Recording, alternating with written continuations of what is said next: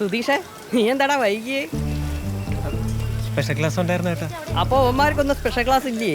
ഇവന്മാരൊക്കെ പഠിപ്പിസ്റ്റുകളല്ലേ. പിന്നെ ഏടാ പിള്ളേരെ, ഉള്ള കാര്യം പറയാലോ, ഇന്നത്തെ കാലത്ത് പഠിച്ചിട്ടൊന്നും വലിയ കാര്യമില്ല. എന്തെങ്കിലുമൊക്കെ ബിസിനസ് ചെയ്ത് 4 കാശുണ്ടാക്കാൻ നോക്ക്. ഇപ്പം എന്നെ തന്നെ നോക്ക്, ഞാൻ 10ാം ക്ലാസ് തോറ്റ്. അന്ന് കോയമ്പത്തൂരിൽ ബേക്കറി പണിക്ക് പോയിട്ടല്ലേ ഞാൻ ഇന്നൊരു ബിസിനസ്സുകാരനായത്. ഇത് കണ്ടോ, 3310. ഈ നാട്ടിൽ മൊബൈൽ ഫോണുള്ള 3ാമത്തെ ആളാണ് ഞാൻ. എടാ, നിങ്ങളെ ഹെഡ്മാഷൊക്കെ ഉണ്ടടാ മൊബൈൽ ഫോണ്.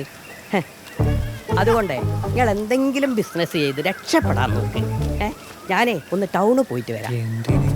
അതെ, റേഞ്ച് എന്ന് പറയുന്ന ഒരു സാധനം വേണം ഇതിൽ വിളിക്കാൻ. അത് ടൗണിലേ ഉള്ളൂ. ഒന്ന് കട നോക്കിക്കോളണേടാ. വേഗം ഒരുവൻ മുതലാളി. എന്തായി, കിട്ടിയോ?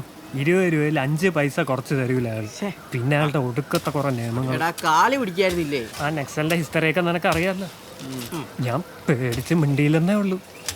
മാത്രമല്ല, കുറെ പൊറട്ട കളവന്മാർ ഇറങ്ങിയിട്ടുണ്ട്. ചോദിക്കണ പൈസക്കാണ് അവന്മാർ എടുത്തോണ്ട് പോകണം. എടാ മുത്തേ, നീയും കൂടെ ഒരു 5 രൂപ ഇട്ടാ 15 രൂപയാണ്. ബാക്കി നമുക്ക് എവിടെന്നെങ്കിലും ഒപ്പിക്കാം. പിന്നെ എനിക്ക് വട്ടല്ലേ, ഇവിടെ പണിയെടുത്തുണ്ടാക്കുന്ന കാശ് വെറുതെ ഉണ്ടാക്കളയാൻ.